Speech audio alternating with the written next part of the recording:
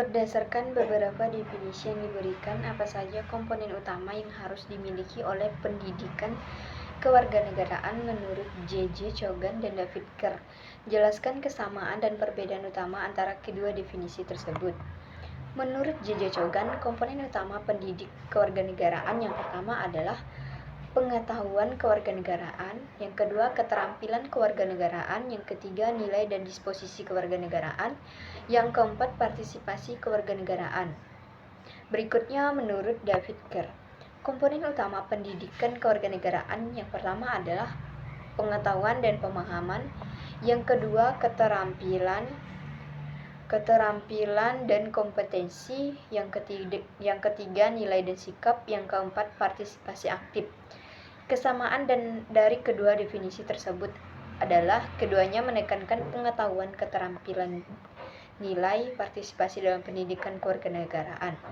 Perbedaan dari kedua definisi tersebut adalah Chogan menyebut disposisi kewarganegaraan, sementara Kerr lebih menekankan pada kompetensi dan partisipasi aktif.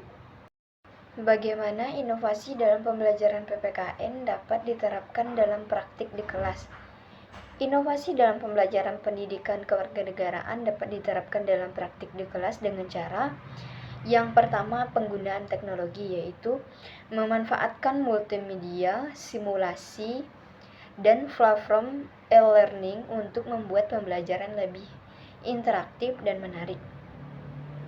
Yang kedua, metode pembelajaran aktif, menggunakan metode diskusi, debat, studi kasus, dan permainan peran untuk meningkatkan keterlibatan siswa. Yang ketiga, pembelajaran berbasis proyek, yaitu melibatkan siswa dalam proyek nyata yang berhubungan dengan isu-isu kewarganegaraan untuk mengembangkan praktik. Yang keempat, kolaborasi dan kerjasama kelompok, menggunakan kerja kelompok untuk mengembangkan keterampilan sosial dan kemampuan kerja. Kegiatan di luar kelas, yaitu mengadakan kunjungan ke lembaga pemerintah, organisasi masyarakat, atau kegiatan sukarela untuk memberikan pengalaman langsung.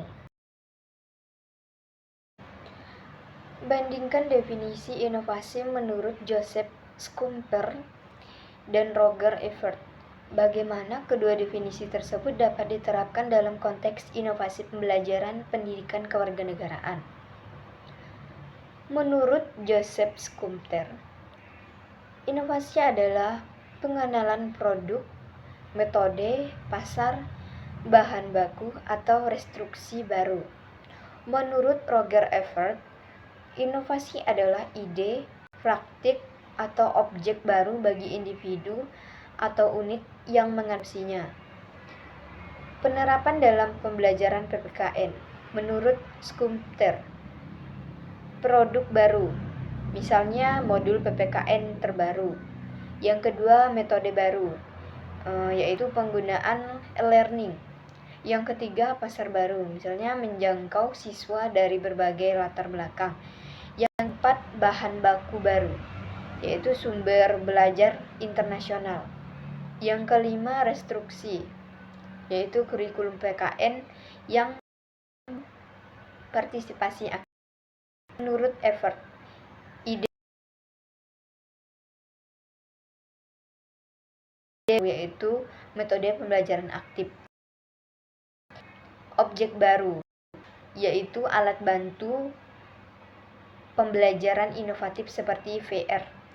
Keduanya menekankan pentingnya elemen baru untuk meningkatkan pembelajaran PPKN. Jelaskan manfaat pembelajaran berbasis proyek dalam pendidikan kewarganegaraan dan berikan contoh proyek yang dapat diterapkan di kelas untuk meningkatkan pemahaman siswa tentang demokrasi. Manfaat pembelajaran berbasis proyek dalam pendidikan kewarganegaraan. Yang pertama, keterlibatan aktif. Siswa lebih terlibat secara aktif dan krisis. Yang kedua, pengembangan keterampilan, yaitu meningkatkan keterampilan berpikir kritis, kolaborasi, dan komunikasi. Pemahaman kontekstual, yaitu siswa memahami konsep kewarganegaraan dalam konteks nyata. Yang keempat, peningkatan motivasi, yaitu meningkatkan motivasi dan minat siswa terhadap materi. Contohnya, simulasi pemilu di kelas. Siswa dapat menyelenggarakan Simulasi pemilu mencakup kampanye, debat, pemungutan suara, dan penghitungan suara. Ini mengajarkan mereka tentang proses demokrasi, pentingnya partisipasi, dan cara kerja sistem. Apa saja tantangan dari metode pembelajaran PPKN yang inovatif? Tantangan metode pembelajaran PPKN yang inovatif yang pertama, ketersediaan sumber daya. Misalnya kurang alat dan teknologi yang memadai. Yang kedua, kesiapan guru, yaitu guru mungkin kurang terlatih dalam metode baru. Yang ketiga, resistensi terhadap perubahan, yaitu misalnya adanya penolakan dari mahasiswa atau staf terhadap metode baru. Yang keempat, waktu, yaitu implementasi metode inovatif memerlukan waktu tambahan. Yang kelima maupun yang terakhir, evaluasi, yaitu kesulitan dalam menilai efektivitas dan hasil belajar dari metode baru.